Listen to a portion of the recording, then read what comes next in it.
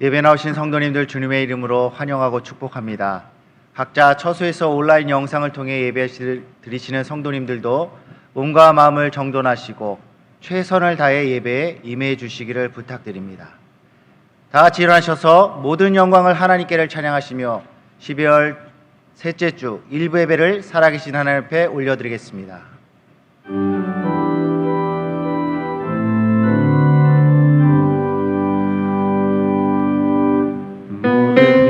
영광을 하나님께, 모든 영광을 하나님께, 온 남과 뜻 다해 주 예배합니다.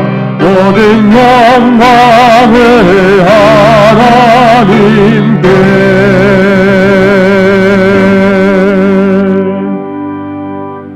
하나님은 영이시니 예배하는 자가 영과 진리로 예배할지니라. 아멘.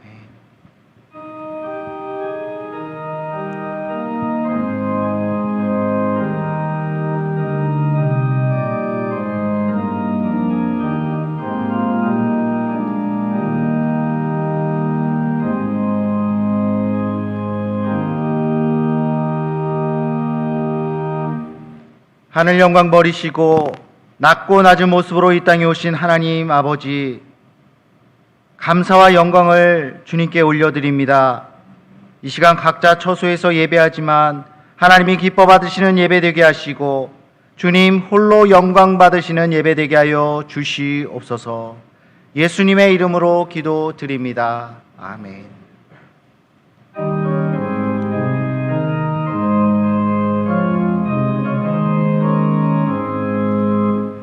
영광의 왕께 다 경배하며 깊으신 사랑을 찬송하라. 예부터 영원히 전방되시니 그 영광의 주를 다 찬송하라. 능력과 은혜 다 찬송하라. 그 옷은 햇빛 그 집은 궁창 그 노래 소리로 주노하시고 폭풍의 날개로 달려가신다. 저 아름답고 놀라운 일이 가득한 이 땅 다 주의 조화. 그 힘찬 명령에 더 잡히나니 저 푸른 바다는 꼭 사랑이나 그 그릇 같이 연약한 인생 주 의지하여 일감동하리. 온 백성 지으신 나라이시니 그 자비 영원히 변함없어라.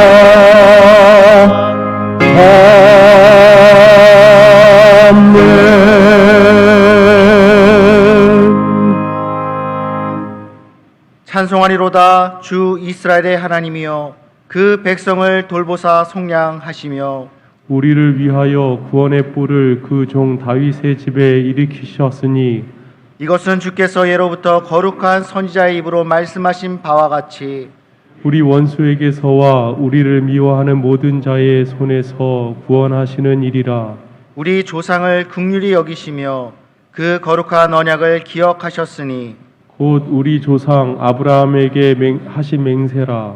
우리가 원수의 손에서 건지심을 받고 종신토록 주의 앞에서 성결과 의로 두려움이 없이 섬기게 하리라 하셨도다. 이는 우리 하나님의 긍휼로 인함이라.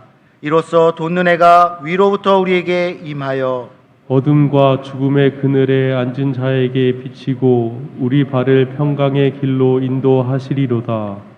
그러므로 주께서 친히 징조를 너희에게 주실 것이라.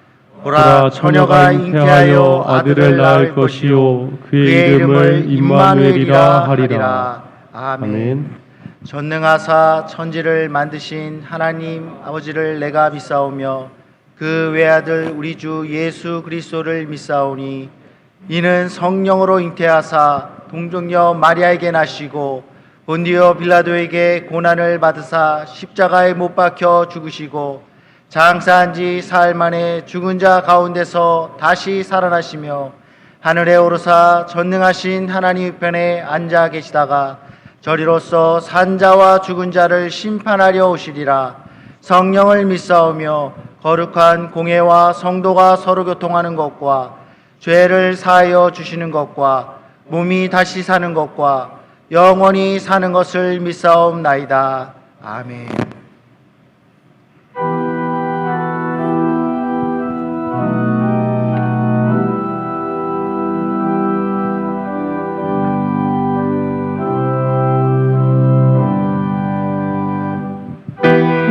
나에서 박사를 귀한 예물 가지고 산을 넘고 물을 건너 널 따라왔도다.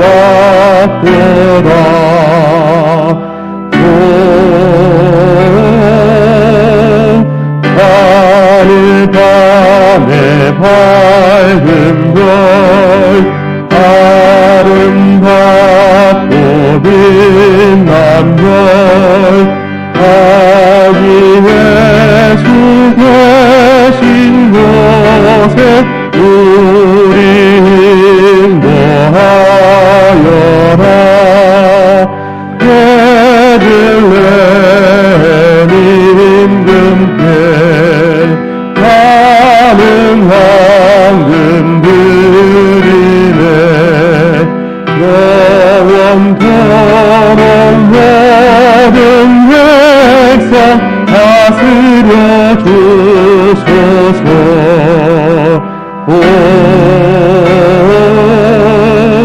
하늘 밤에 밝은 별 아름답고 빛난 별 아기 예수 계신 곳에 우리 인도하여라. 거룩하신 구주께 나는 유향드리네. 만국 백성 찬송 드려 만유주 섬기세.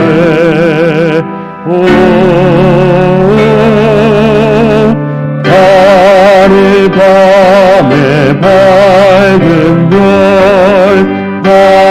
아름답고 빛난 별 아기 예수 계신 곳에 우리 인도하여라. 주의 주을 몸이해 다른 노략들이네. 세상 모든 죄인 위에 십자가 지셨네.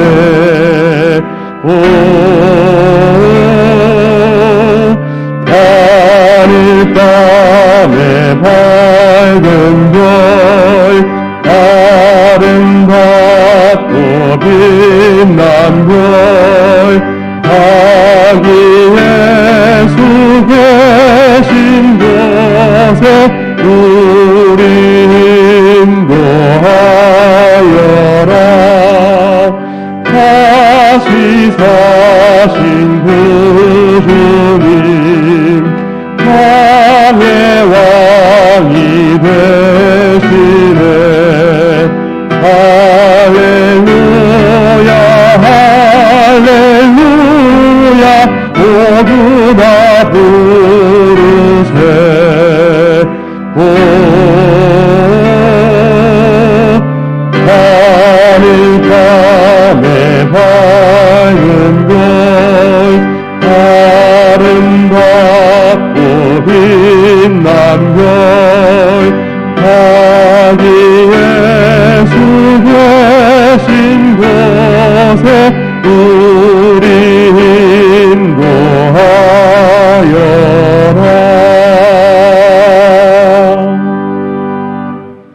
사랑과 은혜가 풍성하신 하나님 아버지, 지난 한 주간도 주의 날개 아래 보호하심으로 건강한 몸으로 예배드릴 수 있도록 은혜를 주시오니 진심으로 감사와 영광을 올려드리옵나이다.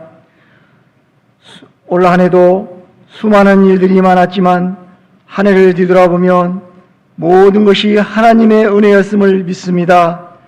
주님, 평안할 때 감사하지 못하고 내 뜻을 이루지 못할 때 불평하며 살아왔음을 이 시간 고백하오니 용서하여 주옵시고, 새해에는 후회하지 않고 우리 마음에 감사와 평안이 가득할 수 있도록 은혜를 내려 주시옵소서. 주관자 되시는 주님, 다가오는 성탄의 기쁨을 누구보다 더 기뻐하고 즐거워해야 할 이때에 이 땅에 코로나 바이러스로 인하여 고통과 두려움 속에 하루하루 보내고 있는 연약한 저희들을 긍휼히 여겨 주시옵소서. 속히 온 국민에게 백신이 접종되게 하시고 건강을 되찾고 경제가 살아나는 역사가 이루어지게 하여 주옵소서. 이 모든 일을 해결해 주실 분은 오직 여호와 하나님 한 분뿐임을 확신하는 믿음을 허락하여 주옵시고, 이 어려움을 기도로 승리하게 하여 주옵소서. 빛이 되신 주님, 속히 전국의 교회들이 예배가 회복되게 하여 주시옵소서. 특별히 우리 교회를 사랑하심으로 여기까지 인도하심을 감사를 드립니다. 2020년 얼마 남지 않은 12월 우리 교회와 성도들 가정에 특별히 환우들을 주님의 피 묻은 손으로 고쳐 주시옵소서.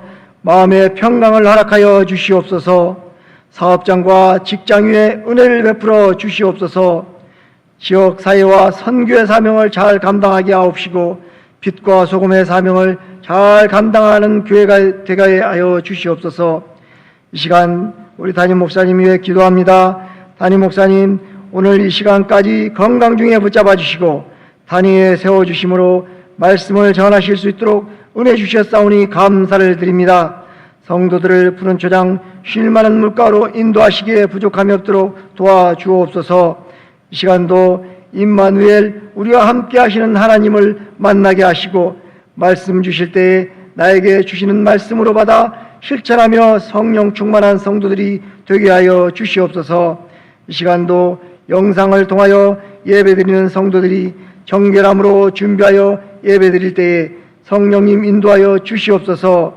감사드리오며 예수 그리스도 이름으로 기도드리옵나이다. 아멘.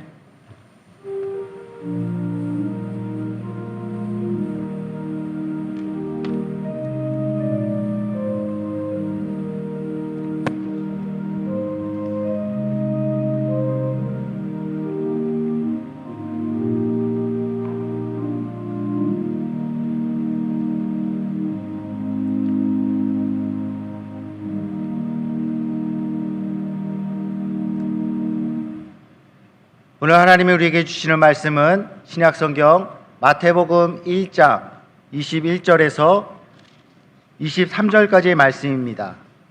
신약 1쪽에 있습니다. 제가 성경을 봉독하도록 하겠습니다. 아들을 낳으리니 이름을 예수로 하라.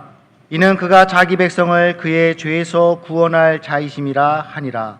이 모든 일이 된 것은 주께서 선지자로 하신 말씀을 이루려 하심이니 이르시되 보라 처녀가 잉태하여 아들을 낳을 것이요 그의 이름은 임마누엘이라 하리라 하셨으니 이를 번역한즉 하나님이 우리와 함께 계신다 함이라. 아멘.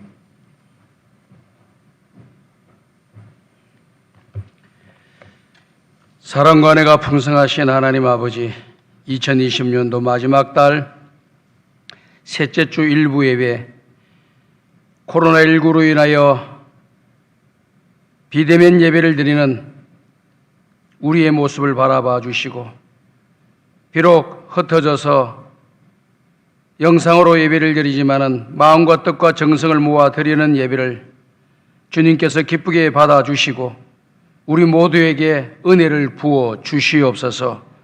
이 민족에게 은혜를 부어 주시고 전 세계에 하나님의 은혜를 내려 주시옵소서. 이 시간 하나님의 귀한 말씀을 듣기를 원하오니 하늘의 문을 열어주시고 우리의 마음의 문을 열어주시고 전하는 자의 입술도 열어주시어 오늘도 주시는 하나님의 말씀으로 말미암아 우리 모두가 은혜와 복을 받고 깨달았고 새로워지는 역사가 일어나게 하여 주시옵소서. 우리 모든 교우들 가운데 속에서 하나님이 은혜를 내려주심으로 병든 자들이 고침받게 도와주시고 얽히고 설켜 있는 문제들이 해결되게 도와주시고 마음에 품고 있는 소원들이 주님의 뜻 가운데서 아름답게 이루어지게 도와주시옵시고 이 땅에 오신 예수님을 우리의 마음에서부터 영접하게 도와주시고 그 주님과 함께 영원토록 복을 받는 자들이 다 되게 하여 주옵소서. 예수님의 이름으로 기도드리옵나이다. 아멘. 2020년도 12월 달 셋째 주 일부 예배 참석하신 우리 모든 성도 여러분들에게 하나님의 은혜와 평강이 함께 하시고 기도하는 모든 기도들이 다 이루어지시기를 주님의 이름으로 축복합니다. 오늘은 마태복음 1장에 기록되어 있는 말씀의 내용을 가지고 임마누엘이라고 하는 제목으로 함께 은혜를 나누고자 합니다. 우리가 성경을 보게 되면은 이름이 바뀌어져 있는 사람들을 여럿 발견할 수가 있겠죠. 오늘 우리가 읽은 본문의 말씀의 내용을 보면은 우리 예수님이 태어나실 전에 천사가 찾아와서 말씀하시기를 예수님에 대한 이름을 지어주잖아요. 그러면서 첫 번째 이름이 뭐냐면은 예수라고 하는 이름이에요. 그 이름을 예수라 하라 하고 이름을 지어준 거예요. 예수님이라고 하는 뜻은 무엇입니까? 자기 백성들의 죄에서 구원할 자이십니다. 선택된 백성들을 구원하는 그런 분이시다라고 하는 것을 말씀해주고 있는 것입니다. 그 다음 두 번째 말씀하시는 내용이 뭡니까? 그의 이름을 임마누엘이라 하라라고 말씀을 하고 계십니다. 임마누엘, 하나님이 우리와 함께 계시다라고 하는 그런 뜻입니다. 루카이드 목사님이란 분이 책을 쓰셨는데 하나님이 우리에게 오셨습니다 라고 하는 그런 제목이에요. 하나님이 누구시냐? 바로 예수 그리스도를 이야기하는 겁니다. 그분이 이 땅에 오셨습니다. 그분이 이 땅에 우리와 함께 하십니다 라고 하는 그런 말씀을 하고 있는 것을 보게 되죠. 그 주님은 우리와 함께 하시기 위해서 이 땅에 오셨고 영원토록 함께하기 위해서 이 땅에 오셨다라고 하는 사실입니다. 그래서 그 이름이 주는 의미가 그렇게 크다는 것이죠. 아브람, 창세기 17장 5절을 보게 되면은 아브람이 아브라함이 되잖아요. 이제후로는 내 이름을 아브람이라 하지 아니하고 아브라함이라 하리니 이는 내가 너를 여러 민족의 아버지가 되려 함이라. 아브람이라고 하는 단어는 한 가정의 가장을 이야기하는 거예요. 아브라함이라고 하는 것은 열국의 가장, 열국의 아비를 이야기하는 것이다. 이렇게 말씀을 드릴 수 있습니다. 하나님을 믿기 전에 그의 이름은 아브라함이지만 하나님을 믿고 난 뒤부터 그의 이름이 아브라함으로 바뀌는 놀라운 은혜를 하나님께서 이 아브라함을 통해서 주시겠다고 약속을 해주고 있는 것을 보게 되고, 그 이후로부터 아브라함이라고 하는 단어를 쓰지 않고 아브라함이라고 하는 단어를 계속해서 쓰면서 성경이 기록되어 있는 것을 우리가 보게 되는 거죠. 창세기 32장 27절과 28절도 보게 되면은 믿음의 조상 야곱에게 이 말씀을 해주고 계십니다. 그 사람이 그에게 이르되 내 이름이 무엇이냐? 그가 이르되 야곱이니이다. 그가 이르되 내 이름을 다시는 야곱이라 부를 것이 아니요 이스라엘이라 부를 것이니 이는 너가 하나님과 및 사람들과 겨루어 이겼음이니라 라고 말씀했습니다. 야곱이 하나님을 만나기 전에 이 야복강가에서 하나님과 만나서 씨름하기 이전에는 그의 이름이 야곱이었어요. 그런데 이 씨름하고 난 뒤부터 여기 보니까 겨루어 이겼음이라, 지지 아니하고 끝까지 하나님 복을 주시라고 또 하나님 나를 도와달라고 붙잡는 그 야곱이 끈질기게 붙잡았고 포기하지 않았다고 하는 것을 이야기하고 있는 것이죠. 그러면서 그의 이름이 야곱에서 이스라엘로 바뀌는 역사가 일어납니다. 이스라엘이라 하리라, 앞으로 그렇게 될 것이다 라고 하는 말씀이 의미하는 것이에요. 창세기 35장에 가면은 야곱이 하나님께 서원했던 베델로 올라가 제단을 쌓는 그 마지막 수행 작업을 행함으로 말미암아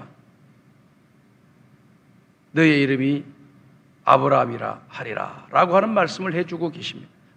너의 이름이 이스라엘이라고 하는 말씀을 해주고 계십니다. 그때부터 이스라엘이라는 이름이 공식적으로 불려지게 된 것이죠. 그만큼 사람은 누구를 만나고 그 인생이 달라지는 그 시점에 이름이 달라진다는 거예요. 예수 믿지 않는 사람들도요, 예수를 믿고 난 뒤에 삶을 살아가게 되면은 이름은 안 바뀌어도요, 인생 자체가 바뀌는 거예요. 믿기 전에는 죄인으로 살아갔지만 믿고 난 뒤부터는 의인의 삶을 살아가는 거예요. 전에는 지옥 가는 삶을 살았지만 이제는 천국 가는 삶을 살기 때문에 그의 인생이 완전히 180도로 달라진 겁니다. 방금 언급한 이런 믿음의 조상들도 마찬가지예요. 하나님 만나기 전에는 우상 숭배하고 다녔던 사람입니다. 하나님은 정식으로 이름을 받기 전에는 자기 욕심대로, 자기 꾀대로, 자기 머리대로 살았던 사람이에요. 그래서 이제로부터 새로운 사람이 되는 그런 역사가 일어나는 것을 우리가 성경에서 보게 되는 거죠. 야곱 같은 모습 잘 한번 보십시오. 이 야복강가에서 주님 만나고 베델에서 마지막 제단을 쌓아서 하나님께 소원했던 것을 이루는 그 이후의 삶의 모습을 보면은 야곱에게 허물을 찾을 수 없을 정도로 깨끗하게 신앙의 길을 잘 걸어갔던 것을 보게 됩니다. 그 이전에는 마냥 엉망이에요. 자기의 생각대로, 자기 욕심대로, 자기 계획대로 살아갔던 사람. 근데 바뀌어졌잖아요.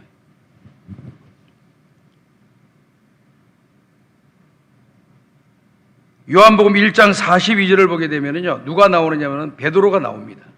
다 같이 한번 읽어봅시다. 시작. 데리고 예수께로 오니 예수께서 보시고 이르시되 너가 요한의 아들 시몬이니 장차 게바라 하리라 하시니라. 게바는 번역하면 베드로라. 자, 보십시오.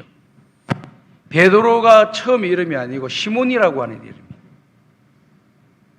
예수님 만나고 예수님 영접하고 난 뒤에 우리 주님이 그에게 뭐라고 말씀하시느냐면은 너의 이름이 게바라고 할 것이다. 게바라고 하는 말을 번역하게 되면은 베드로라고 하는 이름을 너에게 줄 거다라고 하는 말씀을 해주시죠.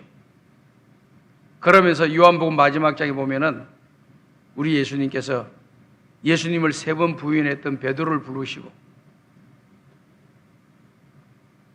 베드로에게 다시 한번 그 사명을 부여해 주심으로 베드로는 더 이상 불순종의 길로 걸어가지 않고 인간의 생각의 길로 걸어가지 않고 남은 생에 순교의 길로 걸어가면서까지 하나님의 복음 전가하는 일에 그의 목숨을 걸고 최선을 다했던 것을 우리가 보게 되는 것입니다. 이 말씀을 가만히 생각해 보면서 어떤 분들은 그렇게 또 생각하시는 분도 계시다 그래요. 이 설교를 들으니까 아, 나도 이름을 한번 바꿔야 되겠구나. 새로운 마음과 새로운 각오로 내 남은 인생 살아가고 싶어서 이름을 바꿔야 되겠다 해가지고 실제로 이름을 바꾸는 사람들도 여럿 있어요. 그러나 여러분들 부탁드립니다. 바꿀 필요 없습니다. 이름 바꿨다고 사람 달라지는 거 아니에요. 정신이 달라져야 되고 믿음이 달라져야 되고 마음이 달라지고 신앙이 달라져야 돼요. 그래야지 그게 진짜가 되는 거예요. 그래서 여러분들은 이름만 바꾸고 모양새만 내려고 하지 마라. 중심에서부터 변화되는 삶의 역사가 일어나기를 주님의 이름으로 축복합니다. 그래서 예수님께서 이렇게 태어나실 때 이 천사들이 그 예수님의 이름을 다 이렇게 말씀을 하시잖아요. 예수라 하라. 이는 저가 자기 백성들을 죄에서 구원할 자라다. 임마누엘아. 하나님이 저와 함께 하심이라. 이런 말씀들이 기록되어 있잖아요. 그런데 구약 성경을 보게 되게 되면은 예수님에 대한 그 이름이 더 특징이 다 나타나 있는 것을 보게 됩니다. 공생의 기간 동안 우리 예수님이 행하셨던 모든 내용을 보게 되면은 구약 성경에서 예언했던 그 명칭에 맞게끔 그와 같은 사역과 역사를 이루었던 것을 성경에서 발견하게 되지요. 첫 번째 보게 되면은 이사야서 9장 6절에 있는 말씀입니다. 이사야서 9장 6절입니다. 다 같이 한번 읽읍시다. 시작. 이는 한 아기가 우리에게 낳고 한 아들을 우리에게 주신 바 되었는데 그의 어깨에는 정사를 메었고 그의 이름은 기묘자라 모사라 전능하신 하나님이라 영존하시는 아버지라 평강의 왕이라 할 것임이라. 이렇게 말씀했습니다. 앞으로 오실 600년 전에 예수님이 오시기 전 600년 전에 이사야 선지자가 앞으로 오실 그 메시아는 이러한 메시아다라고 하는 것을 이렇게 예언해 놓은 내용이에요. 물론 하나님이 그에게 말씀을 주신 거죠. 그게 보니까 뭐라고 말씀했습니까? 한 아기가 우리에게 낳고 한 아들을 우리에게 주신 바 되었는데 이렇게 되어 있어요. 이 말은 아무 단어, 사람들에게 쓰여지는 단어가 아니고 메시아에게만 쓰여지는 그런 단어입니다. 한 아기, 한 아들. 낳다라고 하는 이런 단어들 원문에 보게 되면은요, 일반 사람들에게 적용되는 단어가 아니라 메시아에게 적용되는 그런 단어로 쓰여져 있는 것을 우리가 보게 되는 것입니다. 오실 메시아는 어떤 분이냐? 그의 이름이 기묘자다, 모사다라고 얘기 되어 있습니다. 같이 붙어 있는 거예요. 구분시켜 놓은 건데요. 붙어 있는 단어예요.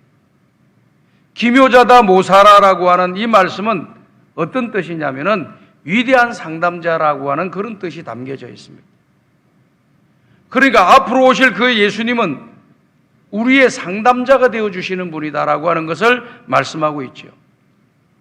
상담, 어떤 거예요? 서로가 만나서 대화 나누는 거예요. 쌍방이 만나가지고 대화 나누는 것, 이걸 상담이라 그래요. 집단이 모이면 집단 상담이라 그러는 거예요. 1대1로 오면 개인 상담이라 그러는 겁니다. 집단적으로도 우리를 만나주시고 대화를 나누실 뿐만 아니라 1대1로 우리를 만나주시는 분이 바로 우리 하나님이시라, 우리 예수님이시라고 하는 것을 이야기해주고 있습니다. 우리가 인생을 살아가면서 해결하지 못하는 문제들이 뭐예요? 우리 인간의 힘으로 해결하지 못하는 그런 문제들이 여러 가지가 있는데, 첫 번째는요, 죽음의 문제입니다. 이 땅에 어떤 사람이 똑똑하고 잘났다고 하더라도 죽음의 문제를 해결할 수 있는 사람은 아무도 없습니다. 그런데 우리에게 오신 예수님은 어떤 분이냐? 죄와 사망에서 죽은 자를 살려내시는 그런 하나님이십니다. 우리가 사복음서에 보게 되면은 우리 예수님께서 죽은 자를 살려내시는 그 모습을 우리가 보게 되죠. 그것은 무엇을 말하나요? 그 사건은 죽음조차 다스리시고 죽은 것도 살려내시는 전능하신 하나님의 모습을 우리에게 보여주는 것이죠.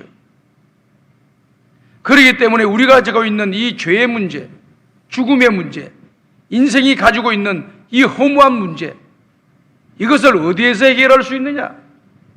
세상에서 해결할 수가 없고 오직 예수 안에서만이 그 문제가 해결됨을 우리에게 말씀해 주고 있는 것입니다. 언제 해결됩니까? 그 주님을 만나야 됩니다. 그 주님과 대화 나눠야 됩니다. 그 주님을 영접해야 됩니다. 그 주님을 믿어야 됩니다. 그럴 때 우리의 죄의 문제도 해결되고 죽음의 문제도 해결되고 그리고 또 인생을 살아가는데 허무의 문제도 해결되는 역사가 일어나게 될 줄로 믿습니다. 젊은 사람들은 잘 모른다 그래요. 나이 드신 어른들은요, 인생이 허무하다라고 하는 것을 느끼면서 죽음의 시간을 기다리고 죽음을 향해서 달려간다고 합니다. 나이가 들어갈수록 그 느낌이 더 온다는 거예요. 언제 더 많이 느낄 수 있느냐? 전에는 아버지, 어머니, 어르신들 돌아가는 걸 보면서 사람이 죽는가 보다 이렇게 살고 사는 거예요. 근데 자기가 건강하고 튼튼하니까 나는 죽지 않을 것 같다라고는, 나는 더 오래오래 살 것 같다라고 하는 느낌으로 산다는 거죠. 그런데 어느 날 내 주변에 있는 나와 가까운 친구들이 하나둘씩 갑자기 병들어서 죽게 되는 것을 보고 사고로 인해서 죽는 모습을 바라보면서 아, 나도 이제 죽을 수가 있겠구나 라는 생각을 한다는 겁니다. 그러면서 가장 가까운 가족들 가운데 속에서 누가 죽게 되면은 인생에 대해서 허무한 마음을 느끼면서 남은 인생을 살아간다는 거예요. 믿지 않으면 그 허무함 가운데서 헤매다가 인생을 비관하다가 어떤 사람들은 폐인이 되어서 돌아가는 사람들도 계십니다. 인생이 너무 허무하고 괴로우니까. 이러려고 내가 공부했나? 이러려고 그렇게 투정하고 살았나? 이러려고 그렇게 이를 악물고 내가 살았나? 밤잠 안 자고 내가 살아왔나? 이런 생각하니까 허무한 거예요. 죽으려고. 그런데 그런 상황이 있다 할지라도, 그런 마음을 가진다 할지라도 우리 예수님 만나게 되면은 그 모든 것이 싹 없어지는 역사가 일어나게 되는 줄로 믿습니다. 뭐만 생기느냐? 하늘에 대한 소망만 생길 줄로 믿습니다. 소망이 생기면 어떻게 됩니까? 마음에 기쁨이 있고 즐거움이 있고 감사가 있고 찬송이 있고 행복해집니다. 소망이 없는 사람은 불행한 거예요. 죽음 이후에 대한 세상의 영적인 세상, 영의 세계에 하나님 나라에 대한 소망이 없는 사람이라고 한다면은 그 인생이 뭐가 기쁘겠어요? 웃어도 헛된 것이고 돈이 많아도 헛된 것이고 건강해도 헛된 것이고 어떤 지위에 있는 것도 다 헛된 거예요. 그러나 어떤 위치에 있지도 못하고 다른 사람에 비해서 많은 것 가지지 못하고 연약한 존재라 할지라도 하늘나라의 소망을 갖고 있는 사람은 그 마음에서부터 기쁨이 있고 즐거움이 있고 행복이 있고 찬양이 넘치는 노래가 나오는, 미소가 나오는 역사가 일어나게 될 줄로 믿습니다. 이게 언제 일어나느냐? 그 예수님을 만날 때 일어나는 거예요. 원더풀 카운셀러이신 예수님을 만날 때 내 속에 있는 모든 문제가 다 해결되는 역사가 일어나는 거죠. 이 상담을 이렇게 공부를 하다 보면은요, 그런 내용이 있어요. 카타르시스라고 하는 그런 단어입니다. 스스로 정화작용이 일어난다라고 하는 그런 말씀이죠. 그러니까 상담자와 만나서 대화하다 보면은 말을 해놓았기 때문에 속에 좀 뭔가 풀려난다. 스스로 풀려나고 스스로 마음의 정리정돈이 좀 된다. 또 이렇게 해서 그 효과가 있다라고 하는 거예요. 그런데요, 그게 있다고 해서 그 문제가 해결되는 거 아닙니다. 일시적인 위안은 주고 일시적인 위로는 주지만은 영원한 위로를 줄 수가 없어요. 그 영원한 위로는 어디서 나오느냐? 예수님을 만나야 되는 거예요. 예수님을 영접해야 되는 겁니다. 예수님을 믿을 때만이 그 주님 안에서 참된 만족과 소망을 가지고 지난날에 억눌렸던 것, 맺혀있던 것 완전히 풀어내버리고 새 사람이 되고 새롭게 살아가는 기적이 일어나게 될 줄로 믿습니다. 이러시려고 우리 예수님이 이 땅에 오신 거예요. 오늘 여러분 답답한 것 있으세요? 힘든 것 있으세요? 남들에게 말 못할 것이 있으십니까? 죽음의 문제에 대해서 고민이 있습니까? 그리고 인생에 대해 살아가는데 허무하다는 느낌이 있습니까? 그리고 내 죄가 너무 중하다는 느낌이 있습니까? 어느 곳에서 그 문제를 해결할 수가 없습니다. 오직 예수 안에서만이 그 문제를 해결할 수 있으니 그 주님이 우리에게 오셨잖아요. 해결해 주러 오셨잖아요. 기묘자로 모사로 이 땅에 오신 것입니다. 원더풀 카운셀로 이 땅에 오신 겁니다. 사람들에게 만나서 무슨 말을 들어가지고 위로를 받는 것도 중요하겠죠. 그러나 더 중요한 것은 뭐냐?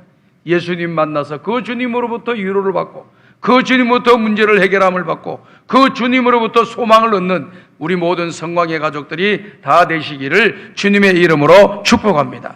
그 다음에 두 번째 내용을 보게 되면 어떤 내용이냐면은 전능하신 하나님이라고 하는 단어가 나오고 있습니다. Almighty God. 능력이 많으신 그런 신 하나님이십니다. 우리의 땅에 오시는 예수님은 어떤 분이냐? 능력이 많으신 우리 하나님이시다. 그 하나님이 이 땅에 오신 거예요. 우리는 인간의 힘을 보게 되게 되면은 다 제한적이고 또 한정적이잖아요. 유한하잖아요. 근데 우리 주님의 능력은 무한하신 거예요. 그 주님 안에 들어가 있는 사람은 인간의 노력으로 의지로 힘으로 해결할 수 없는 놀라운 일들이 일어나도록 하나님이 저와 여러분들에게 은혜를 내려 주실 줄로 믿습니다. 그래서 전능하신 하나님이십니다. 그래서 성경을 보게 되면은요, 우리 예수님께서 사복음서에 기록되어 있는 말씀의 내용을 보면은 초자연적인 그런 역사를 행하시는 것을 많이 보게 됩니다. 그런 모습 속에서 우리는 무엇을 느껴야 되느냐? 우리 예수님은 인간의 몸을 입으시고 이 땅에 오셨지만 그분은 하나님이심을 우리에게 보여주는 거예요. 우리가 잘 알고 있는 오병이의 이적을 한번 보십시오. 오병이의 이적을 통해서 수많은 사람들에게 굶주린 그들에게 문제를 해결해 주시고 주님의 능력이 어떠한가를 저들의 필요를 채워주시는 주님의 능력이 어떠한가를 주님이 보여주신 거예요. 사람의 필요, 우리가 살아가면서 필요한 게 많지요. 근데 필요한 것 다 공급받으며 살아갈 수가 없어요. 근데 우리 주님 안에서 있게 되면은 저와 여러분들 필요를 뛰어넘는 그런 은혜와 환경과 상황을 우리에게 허락해 주실 줄로 믿습니다.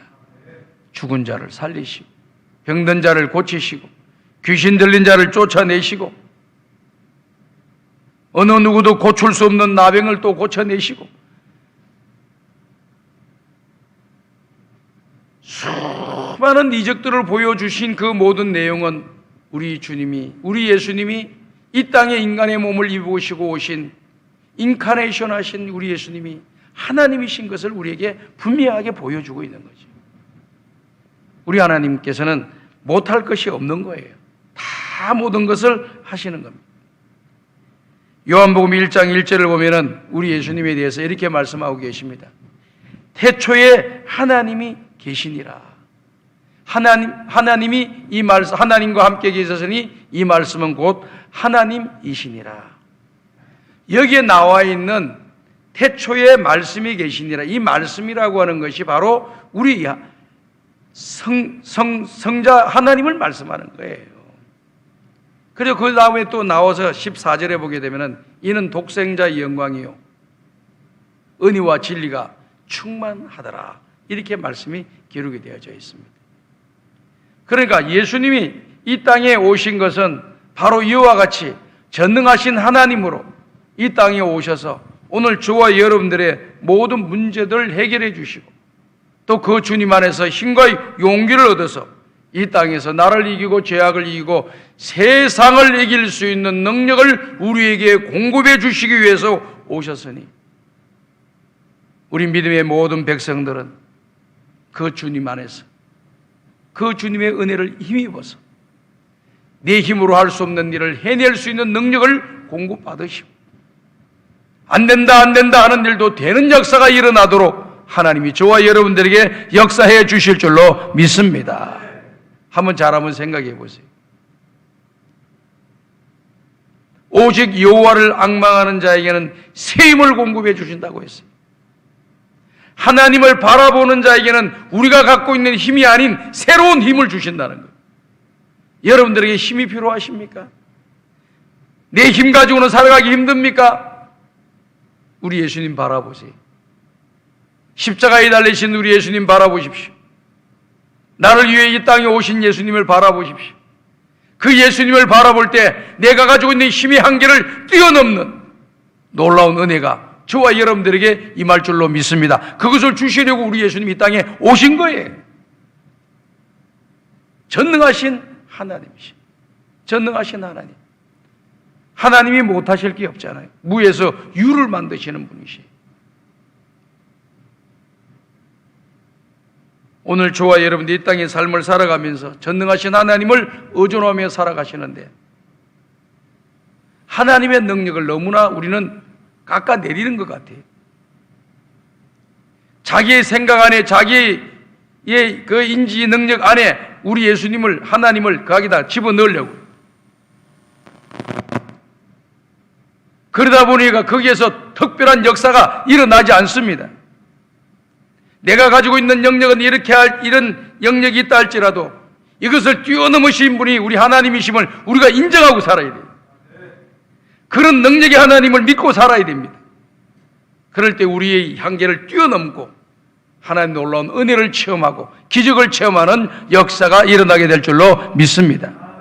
사람들이 생각해 볼 때 안 돼 하죠. 우리는 안 돼도 하나님은 하시는 거예요. 그래서 사도 바울이 그것을 깨달아서 내게 능력 주시는 자 안에서 내가 모든 것을 할 수 있다고 그랬습니다. 자기 스스로가 모든 것을 할 수 있다고 말하는 것이 아니라 나는 모든 것을 할 수 없는 무능력한 존재다.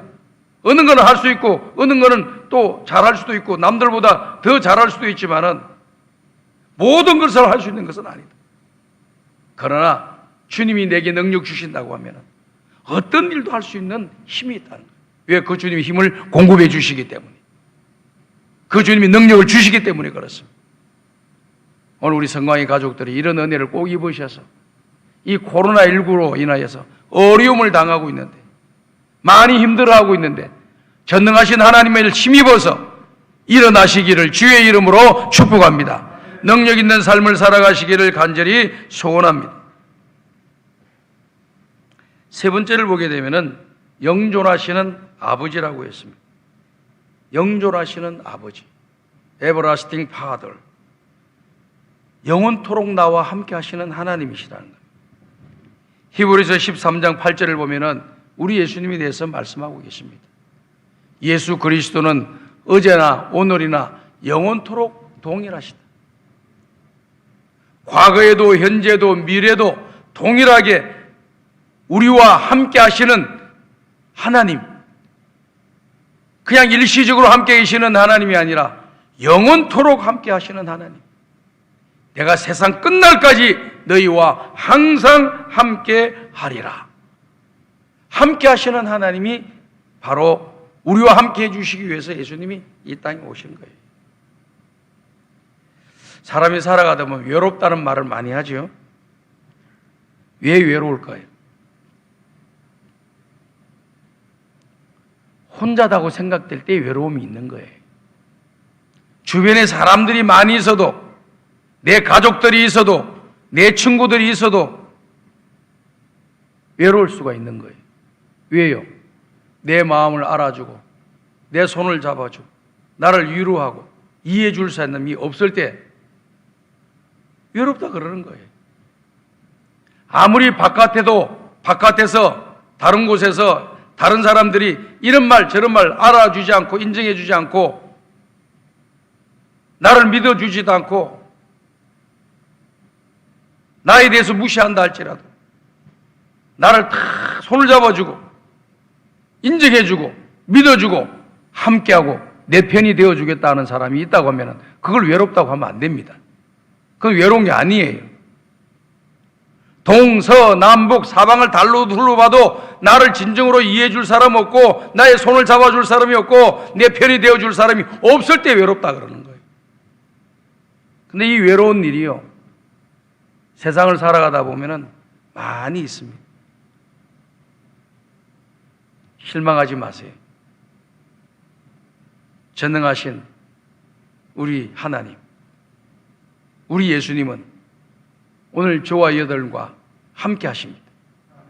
함께 하시되 이따가 떠나시는 분이 아니라 영원토록 함께 하시고 우리의 친구가 되어주시고 우리를 이해해 주시고 우리를 용납해 주시고 우리를 사랑하시고 우리에게 은혜와 복을 베풀어 주시고 우리의 편이 되어 주시는 좋으신 하나님이십니다. 그 주님이 이 땅에 오신 거예요. 왜 그 주님을 붙잡지 않고 세상에 보이는 것만 쫓아다니면서 인생을 한탄하고 신세를 한탄하고 사람들을 원망하며 살아야 되겠습니다. 때로는 사람 만나가지고 이야기할 것도 있겠지요. 또 도움을 받아야 될 내용들도 많이 있습니다. 협력을 받아야 될 내용들도 많이 있습니다. 그런 걸 무시하라는 게 아니에요. 그런 걸 하면서도 전능하신 하나님이 나와 함께 하신다는 것을 생각하면서 항상 그 모든 일을 하셔야죠. 나는 하나님만 믿으니까 사람들은 필요 없어 라고 하는 것도 크게 잘못된 거예요. 하나님은 일을 하실 때 누구를 통해서 일하시냐? 사람을 통해서 일하십니다. 사람은 아무도 필요 없어. 나 하나님만 믿으면 돼. 그 말이 믿음이 굉장히 좋은 것 같지요. 그런 정신 갖고 계셔요. 좋은 거예요. 근데 그렇다고 사람들 무시하고 사람들 함부로 대하고 사람들 갖다 관계를 중요하게 여기지 않고 살아간다고 하면 그 인생 실패하는 인생 되는 겁니다. 모든 관계를 다 하면서 나와 함께 하시는, 영원토록 함께 하시는 분은 하나님이시다. 나를 배신하고 나를 떠나고 나를 공격하고 나를 해하게 만드는 사람이 있다 할지라도 원래 인간이 다 그런 거다 이렇게 생각이 속상하시더라도 그로 전능하신 하나님만은 나를 영원토록 버리지 아니하시고 나와 함께 하시고 나를 도와주시는 아버지시다. 아버지다 이렇게 말할 수가 있는 거죠. 아버지라고 하는 단어는 뭐가 있을까요? 무슨 뜻을 담고 있을까요? 첫 번째는요, 생명을 주신 분이에요. 우리에게 생명을 주신 분이 아버지예요. 내 생명을 보존하게 만들어 주시는 분이 아버지, 지켜주시는 분, 보호해 주시는 분이 아버지라 그러는 거예요. 그러니까 우리의 아버지는 어떤 분입니까? 우리가 육신적인 아버지는 나를 낳아주신 분이죠. 그리고 내가 이 땅에 살아가는데 항상 나의 보호자로 계시면서 내가 잘 되기를 바라는 분이 우리 아버지 아니세요? 그런 분이 육신의 아버지예요. 그런데 그 육신의 아버지도 잠깐 있다가 떠나는 거예요. 그러나 영존하시는 아버지이신 우리 예수님은 오늘 저와 여러분들 영원토록 떠나지 아니하시고 함께 하시고 우리를 보호해 주시고 우리에게 생명을 지켜주시고 우리의 가는 길을 하나님이 인도해 주실 줄로 믿습니다. 한번 생각해 보세요. 저는 열왕기하 5장을 보니까요, 나만 장군이 나병에 걸려가지고 엘리사 선지자에게 가잖아요. 그 엘리사 선지자가 말한 것으로 인해서 화가 나가지고 자기 생각하고 맞지 않다고 해서 자기의 나라 아람 나라로 돌아가려고 할 때 그의 참모가 나만 장군에게 말을 할 때 이렇게 이야기합니다. 아버지요, 아버지요, 왜 이렇게 화를 내십니까? 야, 그 말씀이 너무 딱 와닿더라고요. 자기 부하입니다. 근데 나만 장군에게 부하가 뭐라고 해야 아버지요, 왜 이렇게 화를 내십니까? 여기 온 것은 군의를 내세우려고 온 것도 아니고 딱 한 가지의 목적, 나병 고치기 위해서였는데 나병을 고쳐줄 사람이 요단강에서 7번 내려가서 몸을 씻으라고 하는데 왜 그 제의를 받아들이지 아니하고 화를 내십니까? 아버지, 이렇게 했다는 거예요. 그래서 그 단어를 바라보면서요, 야, 세상에 살아가면서 남한 장군이 그 부하를 낳았겠습니까? 그게 아니잖아요. 왜 아버지라고 불렀을까? 자기의 생명을 지켜주는 분이에요. 자기를 보호해 주시는 사람이에요. 이 남한 장군이 죽으면 자기는 다 죽는 거예요. 전쟁에 나간 내 장군이 죽으면 나머지 부하들은 다 죽는 거예요. 그렇기 때문에 이 전쟁에 나가는 그러한 상황 속에서 남한 장군이 앞장서서 전쟁에서 승리하면은 우리는 사는 거고, 남한 장군이 전쟁에 나가서 승리해서 패하면은 우리는 다 죽는 거다. 우리의 생명을 보호하시는 분이라 그래서 아버지라고 불렀구나. 오늘 사랑하는 여러분, 저와 여러분의 생명을 지켜주시는 분은 우리 하나님이신 줄로 믿습니다. 내가 아무리 살자고 막 몸부림쳐도 하나님이 살려주셔야 사는 거예요. 하나님이 지켜주지 않으면 아무것도 할 수가 없어요. 이거면 내가 살겠지, 이거면 살겠지, 이것 있으면 내가 살겠지, 이것 있으면 나는 오래 살 거야, 이것 있으면 내가 사람들 앞에 높아지고 성공한 사람이 될 거야 라고 생각해도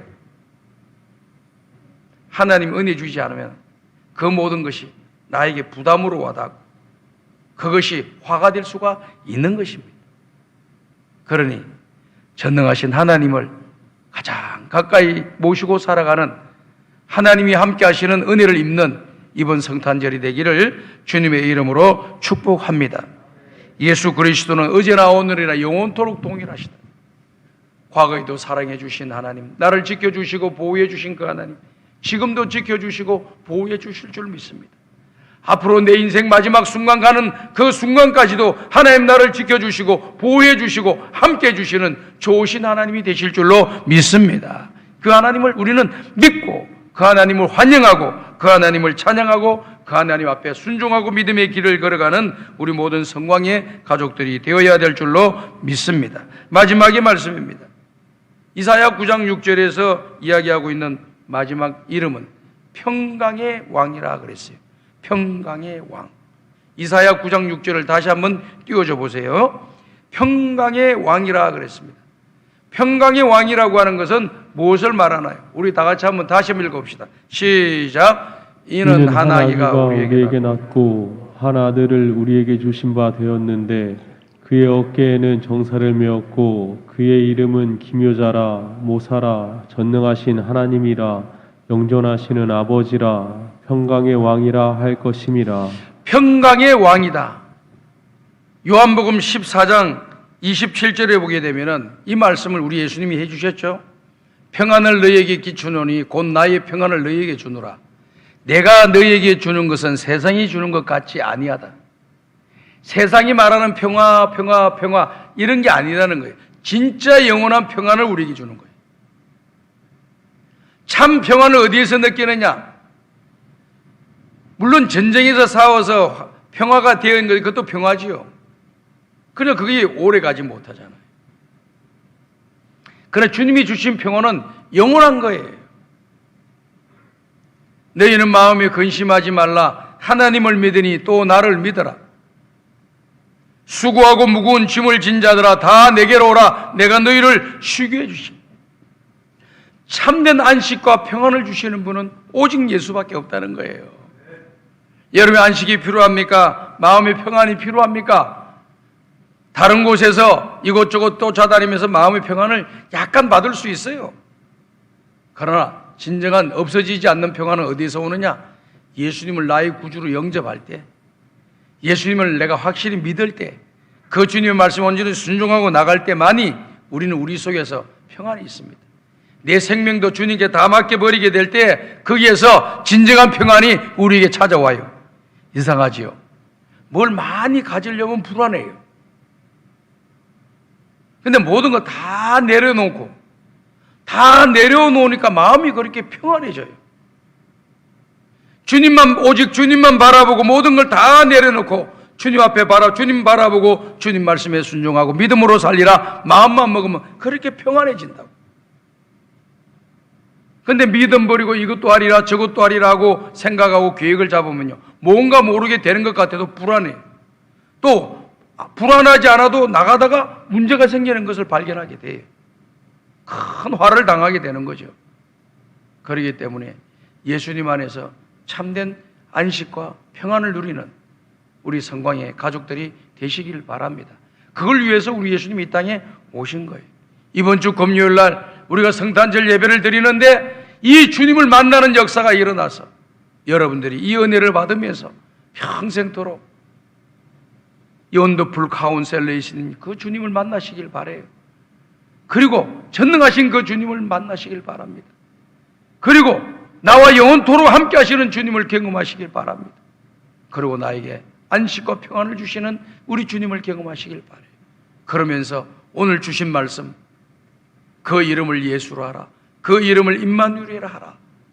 우리를 죄에서 구원해 주신 하나님, 우리와 함께 하시는 하나님을 우리가 굳게 믿으면서 평생토록 그 하나님 안에서 은혜와 복을 받고 하늘의 소망을 가지고 이 땅에서 행복하게 살아가는 우리 모든 성광의 가족들이 다 되기를 주님의 이름으로 축복합니다. 하나님 아버지 감사합니다. 오늘도 귀한 말씀을 주시니 이 말씀을 마음에 담게 하여 주옵소서.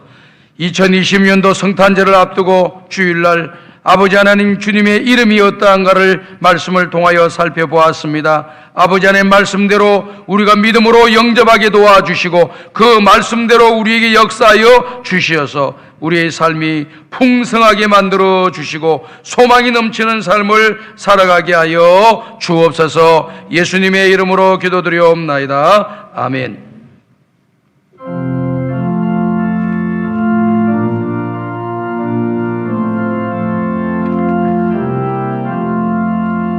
천지에 있는 이름 중 귀하고 높은 이름, 구하시기 전 지으신 구주의 이름 예수.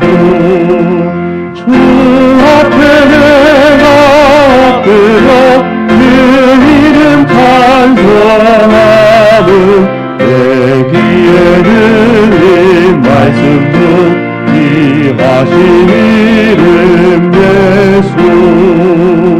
주 십자가에 달릴 때 명패에 쓰인 대로 저 유대인의 왕이요 오늘이 왕이시라.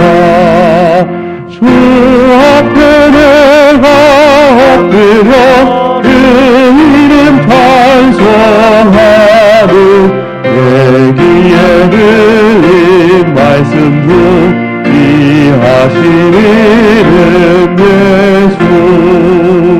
지금도 살아계셔서 언제나 하시느니 나 같은 죄인 부르사 참 소망 주시노라. 주 앞에 내가 엎드려 그 이름 찬송하는 내 귀에 들린 말씀 중 이하신 이름 예수. 주 예수께서 영원히 오시라 오르리라. 그 이름으로 우리에게 참 복을 내리신다. 주 앞에 내가 엎드려 그 이름 찬송하는 내 귀에 들린 말씀 중 이하신 이름 예수. 아멘. 하나님 아버지 감사합니다. 오늘도 마음과 뜻과 정성을 모아 예배를 드리면서 준비한 11죄물을 드리며 성경음을 드리며 장화 헌금을 드리며 하나님 앞에 감사 예물을 드립니다. 이 모든 예물 하나님께서 기쁘게 받아주시고 나누어주고 구워주고 베풀며 주님의 선한 일에 부족함이 없도록 모든 생업태 위에 은혜와 복을 내려 주옵소서. 예수님의 이름으로 축복하며 기도하옵나이다. 아멘.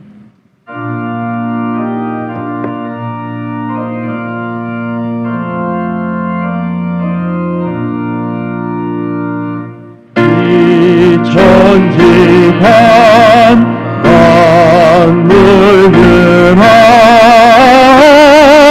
복 주시는 주 여호와 전능 성부 성자 성령 찬송하고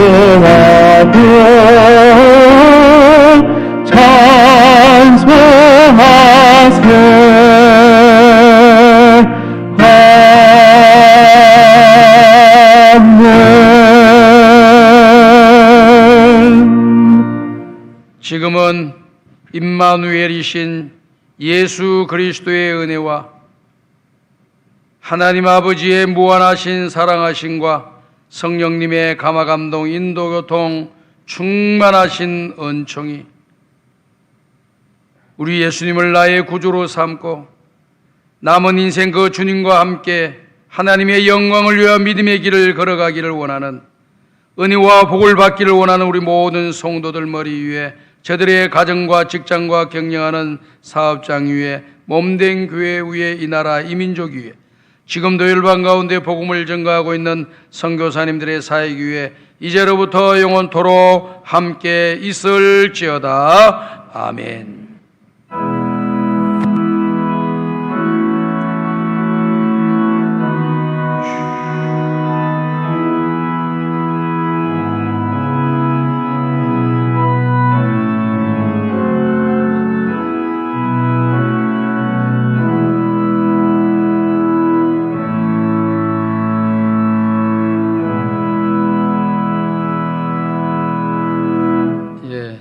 자리에 앉아 주시기 바랍니다. 교회 소식 알려드리겠습니다. 오는 금요일 날 성탄절 2020년도 성탄절 예배는 지금 방역 당국의 방침에 따라 가지고 비대면 예배를 드려야 될 상황입니다. 그래서 정말 처음으로 이렇게 성탄절 예배를 비대면 예배로 드리게 되고 영상 예배로 드리게 되는 안타까움이 있어요. 우리 성도님들 믿음을 항상 굳게 하시고 새롭게 하시길 바라요. 영상 예배는 9시 반 한 번, 11시 반 두 번 이렇게 두 번 영상 예배로 드립니다. 꼭 영상 예배에 참석해 주시고 우리 위에 오신 예수님을 여러분들이 환영하고 또 그 하나님께 영광 돌리는 귀한 예배를 꼭 드리시기를 부탁드립니다. 2020년도, 21년도 나에게 주시는 말씀 카드와 달력을 이렇게 여러분들한테 이번 주간에 다 우리 인도자들이 여러분들에게 나누어 드릴 겁니다.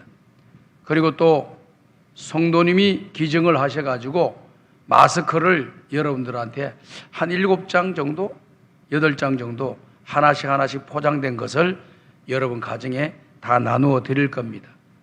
그리고 여러분들이 이 성탄절이나 또 송구영신 예배 순서지가 아마 여러분들을 갈 때 같이 들어가게 될 겁니다. 그게 나와 있는 내용을 참고하시고 예배에 그대로 여러분들이 동참을 해 주시기를 부탁드립니다. 송구영신 예배는 다음 주일날 다시 한 번 더 광고를 자세히 드리도록 하겠습니다. 구약 성경 필사 노트 신청을 해 주시고 여기에 나와 있는 주보의 내용을 잘 보시길 바랍니다. 구약 필사 노트는 3권으로 구성되어 있습니다. 그래서 이 3권은 이렇게 합하게 되면은 75,000원에 해당이 되는데 3만 원을 우리가 내시게 되면은 나머지는 교회에서 지원해 준다라고 하는 것을 참고하시고 1월 말까지 여러분이 구약 성경을 신청하시고 급하신 분들은 조금 빨리 달라고 요청을 하셔서 빨리 받아가시기를 그렇게 바랍니다. 2021년도 한 해 동안 강단 헌화 헌금을 하실 성도님들은 2층 게시판에 부착되어 있는 작정서나 또 작정서에 기록해 주시고 담당 교육자에게 신청해 주시면 되겠습니다. 기도 대행진, 우리 성도님들 신앙이 나약해지지 않도록 꼭 일주일에 한 번은 주회전에 나와서 10분 이상 꼭 기도하고 나를 위해, 우리 자녀들을 위하여, 교회를 위하여, 나라를 위하여 여러 가지 기도의 제목을 가지고 꼭 나와서 기도하시기를 부탁드립니다. 기아 대책교구에서 나눠진 송구 영신 예배 때 나눠줬던 사랑의 밥그릇, 저금통 지금 한 200개 가까이 들어왔다고 하는데요. 준비되신 분들은 다 정리하셔가지고 기도하러 오실 때 사무실에다 내놓으시면 되고요. 그리고 또 지나가시다가 준비하셨던 거 언제든지 교회 사무실에다가 자기 이름을 써놓고 이렇게 적어 내시면 다 되겠습니다. 그렇게 여러분들께서 불우한 이웃들을 돕는 일에 다 동참해 주시기를 바랍니다. 소총 광고를 보시고 유료해 주시기 바랍니다. 찬송가 430장을 부르면서 성탄 전주일 일부 예배를 모두 마치겠습니다.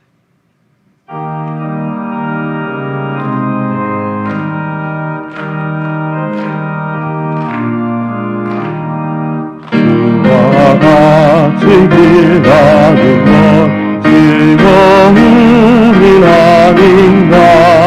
우리 주님 걸어가신 발자취를 밟겠네. 한 걸음 한 걸음 주 예수와 함께 날마다 날마다 우리 걸어가